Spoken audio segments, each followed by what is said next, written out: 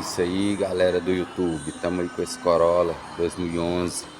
Segue lá o canal, doutor Suspensão. Tamo aí com barulho na suspensão da dianteira. O cliente está observando do lado direito. Observamos aqui, ó, suspensão ok, amortecedor ok, não tem folga na suspensão dele, entendeu? Tá tudo ok.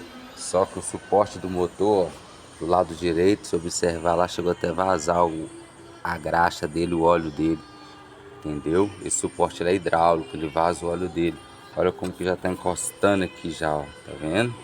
E aqui embaixo, se enfiar a mão por baixo lá, vai ver que tá tudo fofo. Ele tem uma borracha, a borracha fica mole. Entendeu? É isso aí o diagnóstico, ó. Barulho no Corolla do lado direito. Verificar o suporte do motor.